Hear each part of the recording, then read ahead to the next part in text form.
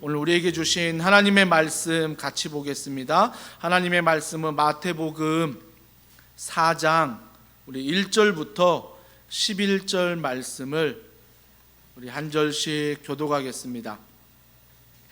신약성경 마태복음 4장 우리 1절부터 11절 말씀, 제가 가진 성경 신약성경 3면에 나와 있습니다. 한 절씩 교독하겠습니다. 그때 예수께서 성령에게 이끌리어 마귀에게 시험을 받으러 광야로 가사 40일을 밤낮으로 금식하신 후에 줄이신지라. 시험하는 자가 예수께 나와서 이르되 내가 만일 하나님의 아들이거든 명하여 이 돌들로 떡덩이가 되게 하라. 예수께서 대답하여 이르시되 기록되었으되 사람이 떡으로만 살 것이 아니요 하나님의 입으로부터 나오는 모든 말씀으로 살 것이라 하였느니라 하시니, 이에 마귀가 예수를 거룩한 성으로 데려다가 성전 꼭대기에 세우고 이르되 내가 만일 하나님의 아들이거든 뛰어내리라. 기록되었으되 그가 너를 위하여 그의 사자들을 명하시리니 그들의 손으로 너를 받들어 발이 돌에 부딪히지 않게 하리로다 하였느니라. 예수께서 이르시되 또 기록되었으되 주 너의 하나님을 시험하지 말라 하였느니라 하시니, 마귀가 또 그를 데리고 지극히 높은 산으로 가서 천하 만국과 그 영광을 보여 이르되 만일 내게 엎드려 경배하면 이 모든 것을 내게 주리라. 이에 예수께서 말씀하시되 사탄아 물러가라. 기록되었으되 주 너의 하나님께 경배하고 다만 그를 섬기라 하였느니라. 다 같이요. 이에 마귀는 예수를 떠나고 천사들이 나와서 수종드니라. 아멘. 내가 만일 하나님의 아들이거든, 내가 만일 하나님의 아들이거든 이란 제목으로 하나님 말씀을 전하도록 하겠습니다. 요즘 코로나19로 말미암아 신조어들이 많이 생기고 있습니다. 아마 이 신조어가 생기는 이유는 코로나19에 대한 두려움과 또 너무 지속되니까 우울증도 있고 무기력증도 있어서 이런 신조어가 생겨나는 것 같습니다. 그래서 그 신조어는 코로나 블루다, 코로나 레드다, 코로나 블랙이다 라는 신조어들이 계속 생겨나고 있습니다. 많은 사람들이 코로나로 말미암아 우울증이 또한 무기력증이 생기기 때문일 것입니다. 한 갤럽 조사에서 인터뷰를 하면서 이런 코로나 레드, 블루, 그 다음에 블랙에 걸리는 사람을 조사했더니 국민의 70% 이상이 이런 증상을 느낀다고 고백했습니다. 그러면 3명 중에 1명꼴로 이런 고난과 이런 시험과 이런 우울증과 이런 무기력증을 경험하고 있다는 것입니다. 우리가 이 사실 앞에서 얼마나 많이 위축되는지 모릅니다. 이런 위축되는 이 상황 앞에서 팀 켈러의 목사님의 책에 고통의 답하다라는 책에 보면 이런 문구가 있습니다. 고난으로 신앙을 떠나거나 고난으로 하나님을 만나거나, 고난으로 신앙을 떠나거나 고난으로 하나님을 만나거나, 이 책의 이 한 대목을 보면서 저의 굉장한 생각의 지경이 넓어졌습니다. 고난, 시험, 우울증, 무기력증, 코로나, 블루, 레드, 블랙만 생각하면 하나님을 떠나는 게 어찌 보면 멀어지는 게 당연하다라고 생각을 했는데, 이 책 대목에 보면 고난은, 시험은 하나님을 만날 수 있다라는 것입니다. 우리 사랑하는 더원사랑의 교회 모든 성도분들이 어려운 이 시기 우리가 지나고 있지만 이 대목처럼 시험을 통해, 고난을 통해 하나님을 만나는, 하나님을 경험하는 귀한 은혜가 있기를 주님의 이름으로 축복합니다. 오늘 또한 본문에 보면 예수님이 시험을 당하십니다. 우리가 좀 생각할 때 아이러니한 것은, 야, 예수님이 하나님이신데 왜 시험을 당하지? 그것도 우리가 이 본문을 잘 아시는 분들은 성령님이 예수님을 광야로 인도하셨는데 그 광야로 인도하는 곳에 왜 사탄이 이렇게 시험을 할까라는 의문점이 많이들 있을 것입니다. 이 의문점은 조금 더 뒤에서 나눠보도록 하고요, 우리가 앞뒤 문맥을 좀 살펴보셔야 합니다. 제가 2주 전에 마태복음 3장을 설교할 때 기억하신 분들이 있을 것입니다. 예수님이 세례 요한에게 세례를 받으셨습니다. 세례 요한에게 세례받는 그 현장에서 성부 하나님, 성자 예수님은 그곳에 계시고 성령 하나님, 즉 하나님은 음성으로, 성자 예수님은 그 자리에, 또한 성령 하나님은 비둘기로 그 세례받는 현장에 삼위일체 하나님이 임하셨습니다. 우리가 한번 생각해 보자고요. 상식적으로 생각해 보면 예수님이 이제 30세가 되어 정말 공생애를 시작하는데 출정식과 비슷한 세례를 받는 삼위일체와 함께 하는 그 출정식에 예수님이 함께 하셨습니다. 그렇다면 출정식은 어떻습니까? 우리가 올림픽 출정한다, 월드컵 출정한다, 이 출정식을 보면 굉장히 화려합니다. 불꽃이 터지고 빵빠레가 울리고 여러 많은 퍼포먼스들이 굉장히 화려하게 불꽃으로 수놓습니다. 이 출정식도 삼위일체 하나님이 함께 하셨습니다. 그러면 상식적으로 생각해 보면 출정한 다음에 어떤 기사가 나와야 될까요? 어떤 모습으로 예수님이 비춰져야 됩니까? 출정식을 통해서 앞에 모든 길이 레드카펫이 깔리고 막 한 나라의 왕으로 막 세워지는 놀라운 일들이 있어야 합니다. 그런데 예수님이 공생애 사역에 삼위일체 하나님의 출정식을 했는데 오늘 4장에 보니까 예수님이 광야로 가시고 금식하시고 시험을 받는 모습으로 나타나고 있다라는 것입니다. 오늘 말씀 1절에 보십시오. 그때에 출정식을 아주 화려하게 했는데 그때에 그 출정식 이유를 말하는 거죠. 예수께서 성령에게 이끌리어 마귀에게 시험을 받으러 광야로 가사, 성령으로부터 이끌리어 광야로 가셨다라고 말하고 있습니다. 광야는 어떤 곳입니까? 외로운 곳입니다. 아무도 없는 곳이고 쓸쓸한 곳입니다. 근데 그 당시에 광야는 또 한편으로는 하나님의 나라를 기다리는 곳이었습니다. 그래서 많은 사람들이 광야로 가서 하나님의 나라, 하나님의 임재, 하나님의 재림을 기다리는 곳이 광야였습니다.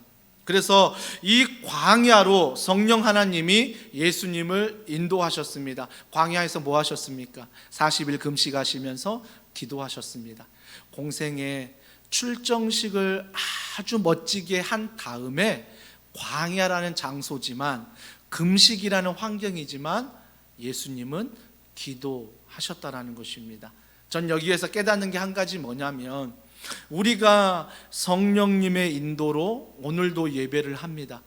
또 한 주간 성령님의 인도로 직장에서 가정에서 살아갑니다. 너무나 귀한 일이지요. 하지만 어떤 일이 있습니까? 시험이 있다라는 것입니다. 고난이 있다라는 것입니다. 그 시험이란 단어가 오늘 등장을 하는데 이 시험이란 단어가 원어에 보면 많은 뜻이 있습니다. 하지만 오늘 본문에는 어떤 뜻으로 쓰이냐면 공격의 의미로 쓰입니다. 공격. 그러니까 뭐예요? 성령에 이끌려 예수님이 광야에서 금식으로 기도하지만 사탄이 뭐하고 있다고요? 공격하고 있다는 것입니다. 공격하고 있어요. 우리 또한 마찬가지 아닙니까? 이 공격은요 예외가 없습니다. 목사라고 해서 피해가지 않습니다. 교회 렌장님들, 운영위원, 교회의 모든 중직자라고 해서 이 시험은, 이 공격은 피해가지 않는다라는 것입니다. 예배를 드렸다고, 기도를 했다고, 헌금을 했다고, 내가 헌신을 한다고 이 사탄의, 이 마귀의 공격, 이 시험은 어느 누구도 피해갈 수 없다라는 것입니다. 그렇다면 오늘 왜 이런 공격을 받을까? 여러분, 코로나19도 어찌 보면 영적인 공격입니다. 이 영적인 공격이에요. 여러분, 이 영적인 공격이 왜 있을까요? 이 영적인 공격은 몇 가지의 의미가 있지만 우리가 반드시 깨달아야 될 것은 말씀 안에 살아가지 못하기 때문에, 말씀 안에 순종하지 못하기 때문에, 말씀으로만 살지 않기 때문에 이러한 영적인 공격이 우리 안에 있다라는 것입니다. 여러분, 이 코로나가 중국 우한에서 시작이 되었다고 합니다. 그러면서 지금 브라질로, 인도로 굉장한 많은 확진자들이 일어나고 있습니다. 이 코로나가 오기 전에요, 중국 우한에요, 엄청난 선교사님들이 일어나기 시작했었습니다. 인도와 브라질, 지금 엄청난 확진자가 나오지만 그 땅 가운데 엄청난 선교사님들이 일어나기 시작했다라는 것입니다. 여러분, 우리가 생각할 때는 선교사님이 막 일어나는 그 지역에 이런 일이 없어야 된다라고 생각하지만 하나님은 오히려 그곳에 이런 일이 일어나게 하고 계십니다. 코로나란 상황에서 교회가 흩어져 얼마든지 예배할 수 있습니다. 하지만 교회란 곳이 무엇입니까? 예수님이 머리요, 우리가 지체 아닙니까? 그래서 그 예수님의 몸과 우리의 지체가 하나 되는 것, 즉 교회란 것은 흩어져서 예배하는 것도 교회지만 함께 모일 때, 공동체로 이룰 때 진정한 교회라는 것입니다. 근데 그 진정한 교회가 흩어져서 예배하고 비대면으로 사역할 수밖에 없는 이러한 현실입니다. 그렇다고 교회가 아닙니까? 아니요. 제가 누누이 6년 동안 여러분에게 설교하고 훈련할 때마다 가르쳤던 것은 교회의 건물 소중합니다. 하지만 건물이 교회가 아닙니다. 교회는 바로 내 자신이 교회입니다. 내 자신이 교회이므로 내가 코로나라는 그런 상황 앞에서 비대면으로 흩어져 있지만 내가 교회로, 직장으로, 가정으로, 삶에 있어 살아가는 것, 이것이 바로 주님이 원하시는 교회의 모습이라는 것입니다. 코로나19가 사라질 때 우리는 다시 교회의 본질인 공동체로 다시 함께 모일 것입니다. 하지만 함께 모여야만 교회가 아니라 흩어져 있지만 여러분이 교회가 돼서 살아가는 것, 지금은 바로 주님이 그러한 교회의 모습을 원하신다라는 것입니다.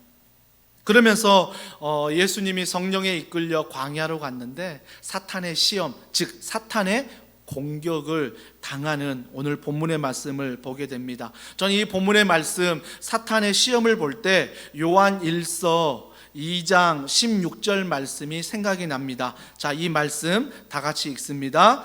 이는 세상에 있는 모든 것이 육신의 정욕과 안목의 정욕과 이생의 자랑이니 다 아버지께로부터 온 것이 아니요 세상으로부터 온 것이라. 세상으로부터 왔다라고 말합니다. 세상으로부터 왔다는 것은 사탄, 이 사탄으로부터 왔다는 건데 오늘 이 세 가지를 말하지요. 육신의 정욕, 안목의 정욕, 이생의 자랑, 딱 이 세 가지가 사탄의 정체인데 사탄의 정체가 드러나면서 예수님을 시험할 때 이 세 가지로 시험하는 것들을 오늘 말씀을 통해 보게 됩니다. 그 첫 번째 시험이 무엇입니까? 첫 번째가 육신의 정욕입니다. 이 육신의 정욕으로 시험하고 있습니다. 3절입니다. 시험하는 자가 예수께 나와서 이르되 내가 만일 하나님의 아들이여든 명하여 이 돌들로 떡덩이가 되게 하라. 너가 하나님의 아들이여든 이라고 말합니다. 이 문맥상 여러분이 오해하시면 안 됩니다. 사탄이 하나님의 아들인 걸 모르고 하는 말일까? 아니요. 사탄이 누구보다 압니다. 예수님이 하나님의 아들이신 것을 알고 있습니다. 알고 있지만 하나님의 아들이여든 뭐라고 말하냐면 돌덩이를 떡덩이가 되게 하라라고 말씀하십니다. 여기에서 두 가지 의미를 좀 깨달으셔야 됩니다. 여러분, 예수님이 하나님이시지만 하나님의 아들로 이 땅에 오셔서 공생의 사역을 하면서 많은 기적을 베푸셨습니다. 여러분, 돌을 떡으로 만드신 일이 있으셨습니까? 만약에 고기를 축복하셨는데 고기가 변하여 떡이 된 적이 있습니까? 예수님이 공생기 기간 많은 기적을 베푸셨지만 그 기적은요, 돌이 돌이 되게 하시고 떡이 떡이 되게 하는 놀라운 풍성함을 우리에게 주셨습니다. 근데 오늘 사탄은 뭘 시험해요? 돌이 떡이 되게 하라는 것입니다. 한마디로 영적으로 해석하면 뭐죠? 말씀은 있는데 말씀대로 살지 말고 말씀 안에서 내가 받는 그 내 자신의 삶 가운데 해석하며 살아가라는 것입니다. 그러니까 말씀은 도를 얘기하는데 나는 도를 읽으면서 하나님께 원하는 건 뭐예요? 떡이라는 것입니다.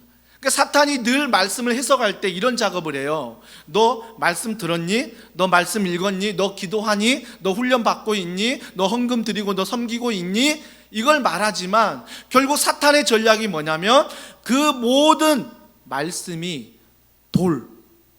그런데 사탄은 떡이 되게 해봐 라고 말하는 거예요. 즉 말씀이 나에게 유익이 되어야 된다는 것입니다. 말씀이 말씀 자체로 아멘이 아니라 말씀이 내 자신의 유익이 될 때, 내 자신의 필요가 될 때 아멘이라는 것입니다. 우리는 어떻습니까? 말씀을 듣는데 그 말씀대로 아멘 하는데 그 말씀이 돌이라고 하면 돌 가지고 살아가야 되는 것입니다. 그 말씀이 떡을 얘기하면 떡을 가지고 살아야 되는 것입니다. 여러분, 예수님이 성령님에 이끌려 광야로 가셨습니다. 40일 동안 금식하셨습니다. 배고픔의 자리에 있었습니다. 굶주림의 자리에 있었습니다. 그러나 그가 그 돌이 떡이 되게 해서 먹지 않았습니다. 먹지 않았어요. 온전히 성령이 이끄는 대로 굶주림의 자리에 있었습니다. 배고픔의 자리에 있었습니다. 광야라는 어려운 환경에 있었습니다. 여러분, 첫 번째 시험이 보여주는 영적인 지혜는 뭐냐면 성령님이 배고픈 자리로 인도하면 배가 고파도 그 자리에 있어야 한다는 것입니다. 성령님이 좀 광야로 인도하면 좀 불편해도 우리는 광야에 있어야 한다는 것입니다. 그런데 우리는 어떻습니까? 성령님이 나를 인도하셨으면 배고픔의 자리는 안 돼. 광야의 자리는 안 돼. 그래서 우리는 어떻게 기도합니까? 하나님, 이 돌들을 떡으로 만들어 주세요. 말씀을 말씀대로 받지 않고 그 말씀을 나의 유익으로만 받으려고 한다는 것입니다. 그러니까 어때요? 예수님은 능력의 예수님이어야만 합니다. 기독교는 뭐예요? 힘이 있는, 권력이 있는, 능력이 있는 기독교가 되어야 한다는 거예요. 그러니까 오늘날 많은 그리스도인들이 착각하는 거죠. 기독교는 능력의 종교다, 기적의 종교다, 힘의 종교다, 권능의 종교다. 맞습니다. 일정 부분은 맞습니다. 하지만 그게 전부는 아닙니다. 사탄이 노리는 건 뭡니까?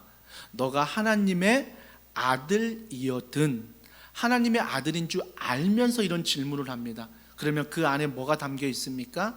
너 하나님의 아들로만 살라라는 것입니다.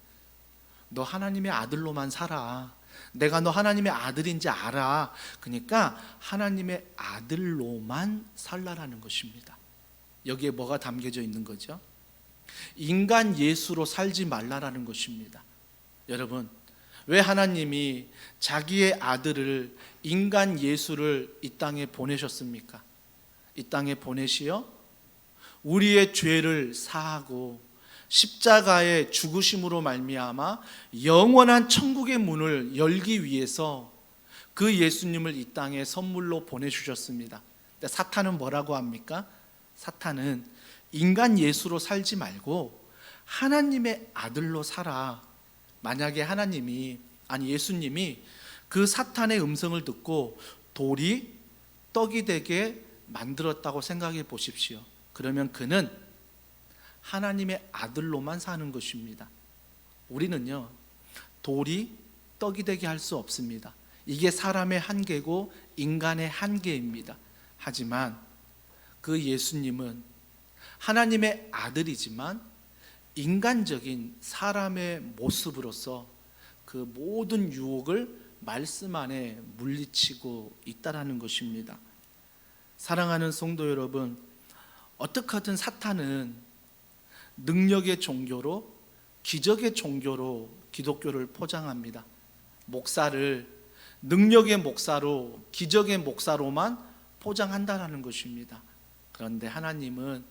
그런데 예수님은 능력, 기적보다도 말씀으로 그 말씀 안에 살아가길 원하신다는 것입니다. 그래서 돌이 떡이 되게 해봐 얼마든지 할 수 있는 하나님의 아들 예수님이십니다. 여러분, 할 수 있는데 하지 않는 것은 시험이 될 수 있습니다.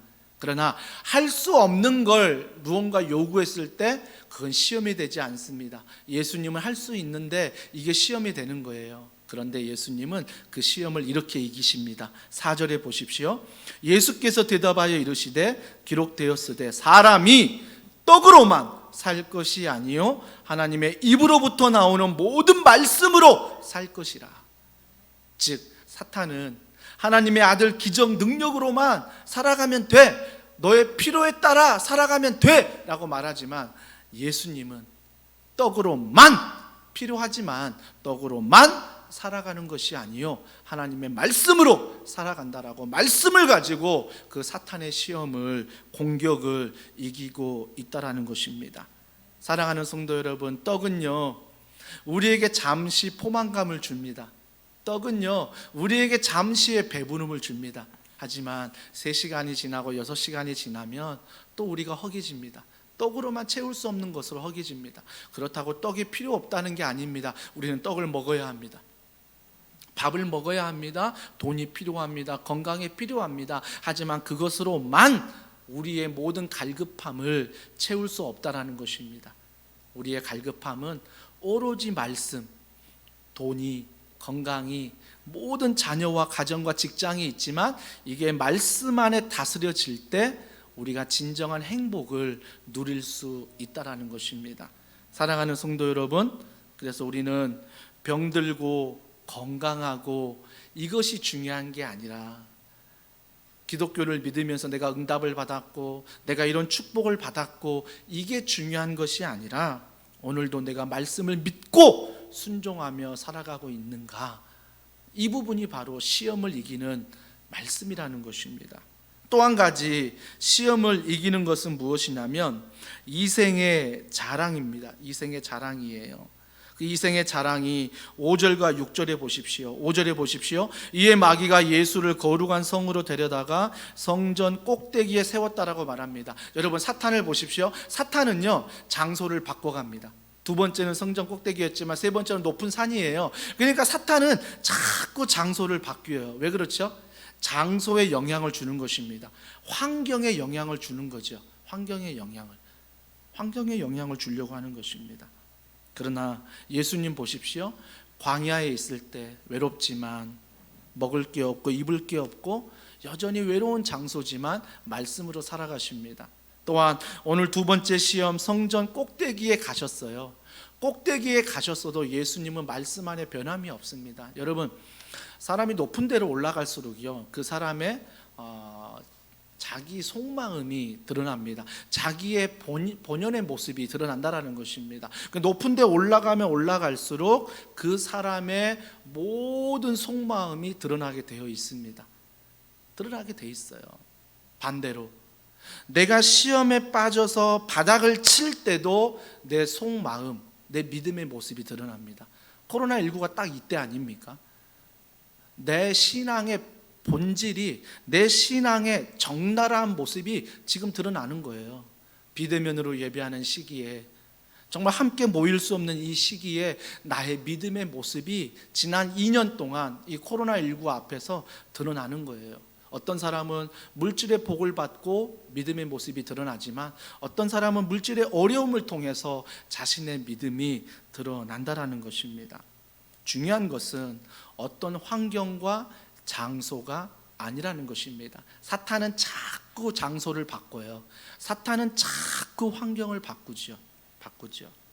근데 이 본문의 오늘 두 번째 시험은요, 여러분이 좀 문화를 좀 그 당시 이해하셔야 됩니다. 그 당시 어떤 문화가 있었냐면 굉장히 가난했습니다. 이스라엘 백성들이 가난했어요. 가난할 뿐만 아니라 로마의 압제에 있었습니다. 로마의 식민지로 있었다고요. 그러다 보니까 가난하지, 억압에 눌려 있으니까 고난과 고통은 말할 수 없는 아픔이었습니다. 그들이 믿는 하나님, 즉 메시아관이 뭐였냐면, 광야로 가서 그들이 쿰난 공동체를 이루어 살아갈 때 그들이 이런 메시아를 원했습니다. 가난에서 해방시켜주는 메시아, 로마의 압제로부터 해방시켜주는 메시아.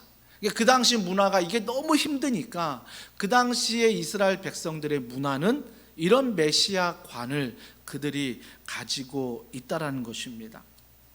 이런 잘못된 메시아관, 즉 예수 그리스도가 이 땅에 오셔서 내 가난을 이기게 하시고 부자로 만들어줘야 되는 거예요.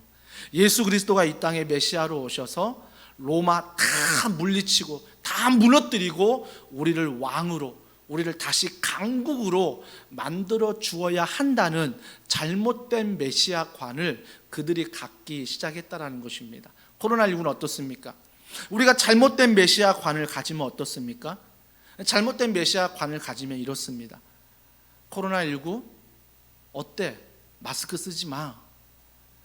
나라에서 비대면으로 예배 드리라고? 아니야, 하나님이 지켜주셔. 걱정하지 마. 그러므로 우리는 모든 방역수칙 안 지켜도 예배가 더 소중하고 교회가 더 소중하기 때문에 우리는 모여야 돼. 그래서 모여서 함께 예배를 드려야 돼. 정말 여러분, 이 마음의 중심에 혹시나 여러분 하나님을 시험하고 있지는 않습니까? 내가 마스크를 쓰지 않아도 나를 지켜주신 하나님 한번 시험해 볼까?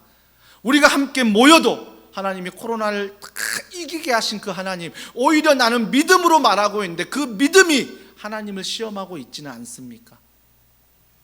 우리가 잘못된 메시아관을 가지면 이렇게 해석할 수 있다는 것입니다. 이 잘못된 메시아관의 대표적인 인물이 베드로입니다. 자, 마태복음 16장 23절 다 같이 읽습니다. 예수께서 돌이키시며 베드로에게 이르시되 사탄아 내 뒤로 물러가라. 너는 나를 넘어지게 하는 자로다. 내가 하나님의 일을 생각하지 아니하고 도리어 사람의 일을 생각하는도다 하시고. 여러분 오해하지 말게, 사탄아 물러가라 했을 때 베드로를 향해서 주님이 사탄아 라고 말하는 게 아닙니다. 뒤에 보시면 뭐라고 말합니까? 오히려 너가 사람의 일을 생각하는도다. 이 사람의 일, 세상의 일, 이걸 가지고 말씀을 해석하는 그 모습을 보시고 말씀이 세상 가운데 희석되고 타협되고 적용되는 그것을 보시고 사탄아 물러가라라고 말씀하고 있는 것입니다. 그러면 읽었던 본문의 마태복음 16장 23절 그 전에 문맥에 보면 예수님이 베드로에게, 제자들에게 뭐라고 말씀하십니까? 내가 머지않아 십자가 그 고난의 길을 갈 것이다 라고 말씀하셨거든요. 그러니까 베드로가 그 고난의 길을 듣고 말씀한 거예요. 주님, 그 길 가지 마세요. 십자가 지지 마세요. 그거 하지 마세요. 그거 하지 말고 그냥 로마 군인들 다 물리치고 우리 이스라엘의 왕으로 계세요. 그럼 우리 제자들도 왕 밑에서 한 자리씩 다 받아서 우리도 왕궁에서 살기를 원합니다. 이 마음을 담아 예수님께 십자가 지지 말라라고 말한 거거든요. 그때 예수님이 베드로에게 그 모든 생각, 마음을 아시고 그 마음과 생각 가운데 사탄아, 너의 마음을 공격하는 그 사탄, 그 시험 물러가라. 사람의 일을 생각하는 것들을 물러가라 라고 지금 예수님이 말씀하고 있다라는 것입니다. 여러분, 혹시 우리도 베드로처럼 잘못된 메시아관이 있지 않습니까? 예수 그리스도 믿음으로 모두가 복을 받고 예수 그리스도 믿음으로 다 건강해야만 하고 예수 그리스도 믿음으로 우리 가정에 기도 제목 하나도 없어야 되고 예수 그리스도 믿음으로 우리 자녀들 좋은 대학에 가야 되고 좋은 직장에 취직하고 좋은 배우자 만나고 떵떵거릴 수 있게 살게 하는 것, 이것이 바로 예수 그리스도를 믿는 믿음이라고 혹시 착각하지 않습니까? 오늘날 잘못된 메시아관을 갖는 많은 이단들을 보게 되고요, 잘못된 메시아관을 갖는 많은 성도들을 보게 되는 것입니다. 사랑하는 우리 더원 사랑의 교회 성도님들, 예수님의 구원의 방법은 능력이 아닙니다. 권능이 아닙니다. 우리가 믿는 예수님은 십자가에 못 박히셨는데 갑자기 못을 막 빼버리고 십자가에 내려와서 로마 군인들 막 밑에 있는데 그 창을 빼앗아서 그 군인들 찔러가지고 로마 군인들 물리치는 예수님, 그 하나님의 구원의 방법이 아니라는 것입니다. 여전히 하나님의 구원의 방법은, 여전히 예수님의 구원의 방법은 죄로 인해 정말 지옥으로 갈 수밖에 없는 우리들을 대신해서 그 죄를 위해 십자가에 못 박혀 돌아가신 다음에 그 죄의 용서함을 받고 믿음으로 말미암아 구원의 길을 열어주는 것, 이것이 바로 진정 하나님이 원하시는 구원의 길이요, 예수 그리스도가 하나님께 받은 사명이라는 것입니다. 잘못된 메시아관을 고치시기 바랍니다. 이 잘못된 메시아관을 말하는 그에게 7절에 예수님은 이렇게 말씀하십니다. 예수께서 이르시되 또 기록되었으되 주 너의 하나님을 시험하지 말라. 주 너의 하나님을 시험하지 말라라고 말씀하십니다. 왜 그러냐면 6절에 성전 꼭대기에 가서 뛰어내려 봐라, 천사들이 너를 보호해 줄 것이다 라고 얘기하지 않습니까? 이게 시편에 나오는 말씀이거든요. 여러분, 사탄도요 하나님의 말씀을 압니다. 하나님의 말씀을 암송해요. 그렇기 때문에 여러분, 신앙을 착각하지 마세요. 내가 말씀을 암송한다고, 내가 말씀을 많이 안다고, 내가 말씀을 많이 읽는다고, 내가 훈련을 받는다고 신앙이 좋은 게 아니라, 물론 그건 통로입니다. 신앙이 좋은 게 아니라 그 배웠던 그 모든 말씀을 붙잡고 내가 씨름하며 순종하며 살아가는 것, 이것이 바로 진짜의 모든 시험을 이기는 하나님의 능력이라는 것입니다. 조지 맥도날드 이라는 분은 이런 말을 했습니다. 조지 맥도날드가 믿음은 감춰진 미래 속으로 성급히 달려가는 것이 아니다. 믿음은 내 의지를 가지고 내 최선과 내 노력을 가지고 달려가는 것이 아니라, 믿음은 행할 길을 열어주시는 하나님의 지식, 하나님의 말씀에 주의를 기울이고 나아가는 것이다. 이것이 진정한 믿음이다 라고 이야기를 하고 있습니다. 여러분, 성령의 인도함을 받았지만 배고픔의 자리에 있을 수 있습니다. 성령의 인도함을 받지만 광야에 있을 수도 있습니다. 성령의 인도함을 받지만 성전 꼭대기에서 이런 유혹을, 이런 시험을 받을 수도 있습니다. 중요한 건 뭐예요? 내가 하나님의 아들이라는 것을 잊어버리면 안 됩니다. 내가 하나님이 아니에요. 적용하면 이거 아니겠습니까? 어떤 분들은 예수님을 믿는다고 합니다. 하나님을 믿는다고 합니다. 그런데 정작 그가 살아가는 모습을 보면 하나님을 믿는 게 아니라 내가 하나님이에요. 내가 생각하고 내가 결정하고 내가 원하는 것대로 살아가지, 하나님을 하나님답게 말씀에 순종하지 않는다라는 것입니다. 여러분, 성전 꼭대기에서 뛰어내리라, 이 말은 결국 너가 하나님이야. 사탄은 계속 속삭이는 거예요.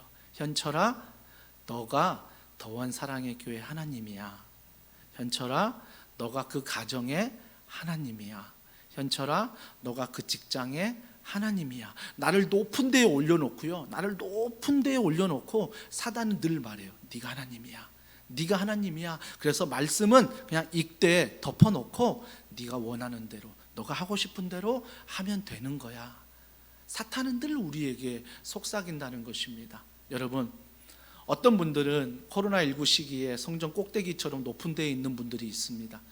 어떤 분들은 정말 바닥을 치는 낮은 곳에 있는 분들도 있습니다. 꼭대기에 있는 분들 기억하십시오. 하나님 말씀 안에 내려오십시오. 하나님 말씀 안에 엎드리십시오.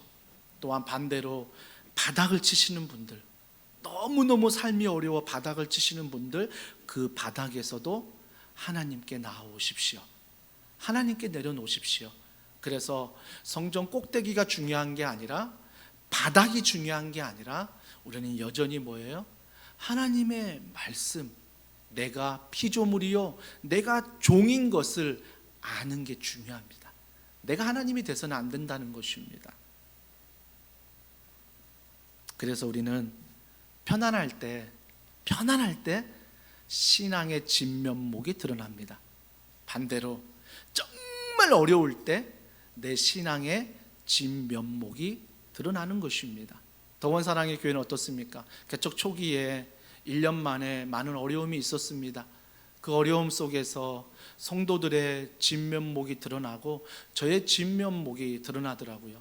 그 어려움 앞에서 정말 이 목사가 두려워하고, 이 목사가 이 교회 어떻게 될까봐 노심초사했던 나의 믿음 없는 그 진면목이 그 어려움 앞에서 막 드러나더라고요. 그걸 가지고 3개월 동안 씨름하고 하나님 앞에 기도하며 밥을 먹어도 밥을 먹는 것 같지 않는 그 시간들을 통해서 하나님이 나의 믿음의 진면목을 보게 하셨습니다. 맞아, 내가 이렇게 믿음 없는 목사였구나. 내가 이렇게 흔들리는, 내가 이렇게 환경에 붙잡혀 있는 목사였구나. 나의 진면목을 3개월 동안 보게 하셨습니다. 그리고 그 진면목을 보게 하신 하나님은 나를 다시 말씀 안에서, 기도 안에서 세워주신다라는 것입니다. 여러분, 어떤 상황에 놓여 있습니까? 어떤 사람은 꼭대기에, 어떤 사람은 바닥에 놓여 있을 것입니다. 그때가 바로 하나님의 말씀을 붙들 때요, 하나님을 하나님으로 인정할 때입니다. 그래서 여러분의 믿음의 진면목이 드러나는 귀한 은혜의 시간. 그래서 코로나19가 여러분 하나님을 예배하는데 걸림돌이 되면 안 돼요. 어떤 분들은 비대면이야, 이게 하나님의 장애물이야. 아니요, 비대면이지만 가정에서 예배하면 되잖아요. 직장에서 예배하면 되잖아요. 그리고 우리가 교회에서 모여서 함께 교제하지 못하는 어려움은 있지만 함께 교제할 수 있는 직장의 어려운 이웃들, 우리 이웃의 어려움 살펴보면서 여러분이 교회가 돼요. 여러분이 교회가 돼요. 여러분이 삶의 현장에서 정말 하나님의 걸림돌이 아니라 디딤돌이 되는 은혜가 있어야 한다는 것입니다. 세 번째 시험은 바로 안목의 정욕입니다. 오늘 8절과 9절에 보십시오. 마귀가 또 그를 데리고 갑니다. 여전히 마귀는 뭐예요? 넘어오지 않으니까 자꾸 장소를 바꿔가면서 시험, 공격을 한다는 것입니다. 8절에 마귀의 이제 자기의 본 마음이 드러납니다. 첫 번째, 두 번째 시험에는 나타나지 않는 마귀의 본 마음이 뭔지 아세요? 8절에 보세요. 마귀가 또 그를 데리고 지극히 높은 산으로 가서 천하 만국과 그 영광을 보여 9절에 이르되 만일 내게 엎드려 경배하면 이 모든 것을 내게 주리라. 사탄은요 결국 이걸 원했던 거예요. 내게 절하라, 내게 절하라, 내게 경배하라, 내가 가지고 있는 것 가지고 너가 절하라. 이게 목적인 거예요. 첫 번째 돌이 떡이 하라, 두 번째 성전 꼭대기 올라가서 이걸 모두 말하지만 결국 사탄이 원하는 건 뭐예요? 내게 절 좀 해라, 내게 절하라, 내가 가지고 있는 거 가지고 나를 섬기라는 것입니다. 결국 사탄은 이거예요. 이게 우리의 신앙 싸움은 뭐예요? 세상의 것과 하나님의 것이 내 안에 싸우는데 사탄은 뭐예요? 세상의 것을 가지고만 살아가길 원하는 거죠. 그 앞에 두려워하고 근심하고 염려하고 그 앞에 온전히 붙들려 한 주간을 살아가길 원하는 것, 이게 사탄이 원하는 거예요. 근데 하나님이 원하시는 건 무엇입니까? 그 세상의 것이 여전히 내 안에 있지만 하나님의 그 말씀이, 하나님이 내 삶의 주인임을 인정하고 살아가는 것, 이 싸움이 내게 있는 거죠. 결국 사탄은 세상 앞에 우리가 절하기를 원합니다.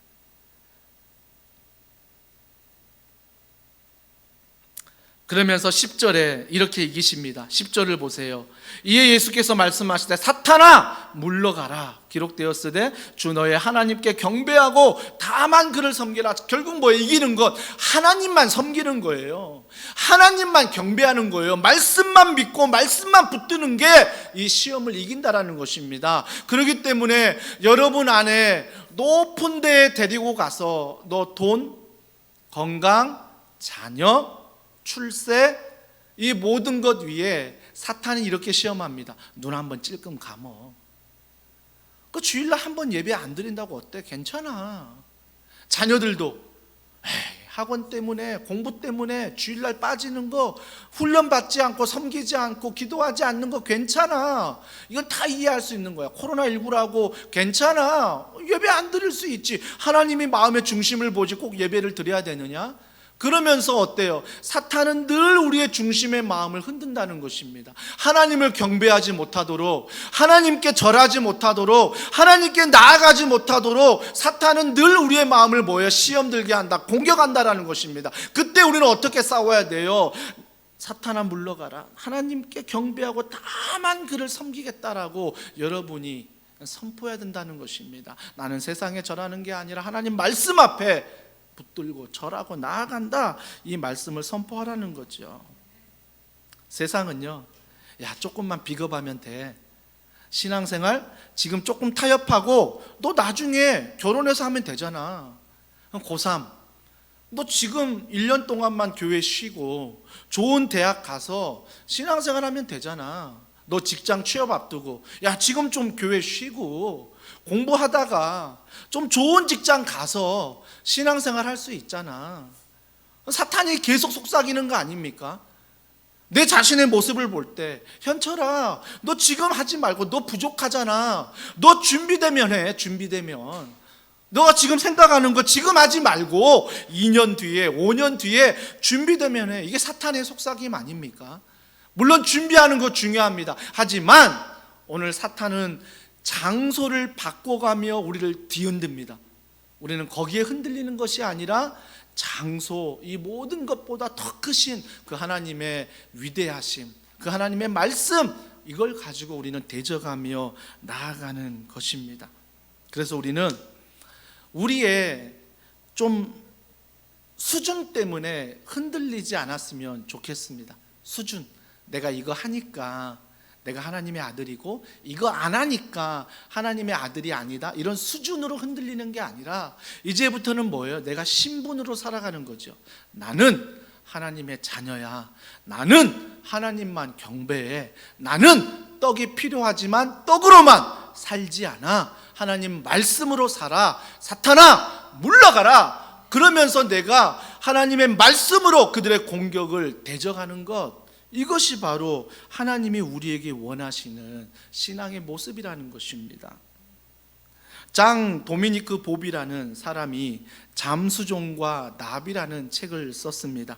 이 잠수종과 나비라는 책을 보면요, 한 대목에 이런 글이 있습니다.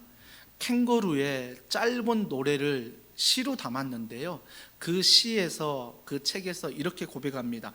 캥거루는 벽을 넘었습니다. 동물원의 벽을 넘었습니다. 하나님 맙소사, 그 벽이 얼마나 높던지요. 하나님 맙소사, 세상은 어찌나 아름답던지요. 제가 이 책에 대해서 이 인용구를 들으면서 우리의 모습이 아닐까? 코로나19가 얼마나 벽이 높은지, 돈이라는 유혹의 벽이 얼마나 높은지, 건강이라는, 출세라는, 그리고 내가 원하는 그 벽이 얼마나 높던지, 그러면서 우리는 그 벽 앞에서 뭐라고 말해요? 하나님 맙소사, 하나님 맙소사, 이렇게 고백할 수밖에 없는 우리의 연약함입니다. 하지만 그 뒤에 문구를 기억하십시오. 뛰어넘었더니 하나님 맙소사, 세상이 어찌 그리 아름다운지요. 코로나19라는 각자의 상황은 다르지만, 환경은 다르지만 모두가 다 힘든 시기, 힘든 벽, 높은 벽을 만나고 있습니다. 하지만 오늘 우리가 말씀 안에 주님을 바라보고 순종하며 걸어간다면 그 벽을 뛰어넘어 뭐라고 고백합니까? 세상이 어찌 그리 아름다운지요. 하나님 말씀 안에서 세상을 보게 되고, 하나님 말씀 안에서 교회를 보게 되고, 하나님 말씀 안에서 직장을 보게 되고, 하나님 말씀 안에서 가정을 보며 남편을, 자녀를, 아내를 보게 된다라는 것입니다. 그래서 성령이 인도하여 광야라는 어려운 환경이 나를 지배하는 게 아니라, 배고파서 힘들어서 그 모든 상황이 나를 지배하는 것이 아니라 하나님 말씀이 나를 지배하여 여전히 배고프지만, 여전히 외롭고 힘들지만 우리가 믿음으로 고백할 수 있는 것은, 하나님 당신으로 말미암아 세상이 어찌 그리 아름다운지요. 당신으로 말미암아 나의 모습이 어찌 그리 아름다운지요. 이번 한 주간 이러한 믿음의 놀라운 고백이 우리 삶 가운데 있기를 주님의 이름으로 축복합니다. 그러면서 마지막으로 누가복음 2장 우리 10절과 11절 다 같이 읽습니다. 천사가 이르되 무서워하지 말라. 보라, 내가 온 백성에게 미칠 큰 기쁨의 좋은 소식을 너희에게 전하노라. 오늘 다윗의 동네에 너희를 위하여 구주가 나셨으니 곧 그리스도 주시니라. 큰 기쁨의 좋은 소식이 뭐예요? 야 현철아, 돌이 떡이 됐대. 이게 아니에요. 야 현철아, 성전 꼭대기에 뛰어내렸는데 와 너를 안전하게 지켜주셨대. 이게 좋은 소식이 아니에요. 세상을 보며 절했을 때 너 이거 다 가져, 이게 좋은 소식이 아니라 좋은 소식, 굿 뉴스, 복음은 무엇입니까?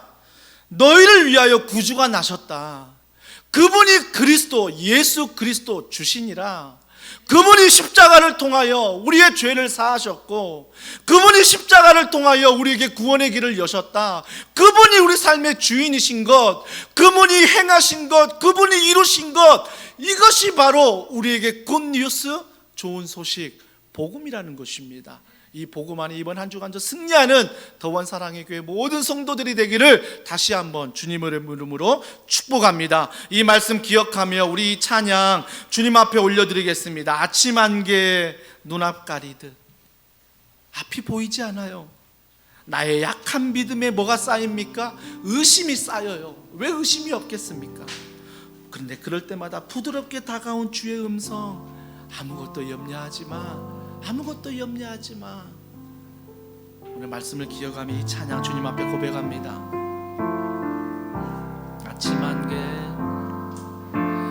아침 안개 눈앞 가리듯. 나의 약한 믿음을 심사일 때 부드럽게 다가온 주의 음성, 아무것도 염려하지 마라,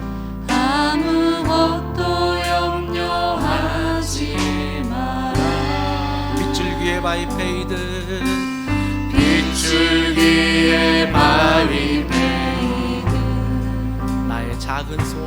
나의 작은 소망 사라져갈 때 고요하게 들리는 주의 음성, 내가 너를 사랑하노라,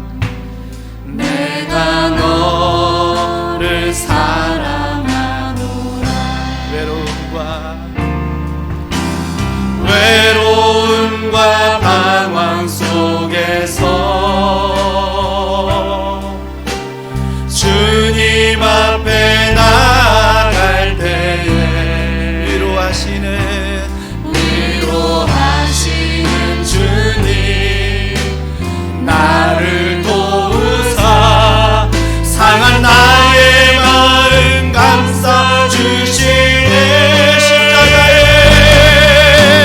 십자가의 보혈로서 주의 크신 사랑 알게 하셨네. 주님께 감사하리라, 주님께 감사하리라. 언제나 주님께 내가 믿고 또 의지함은,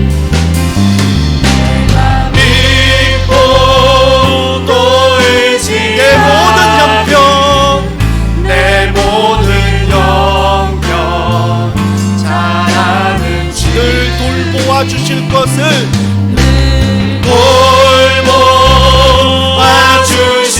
나는 확실히 아네.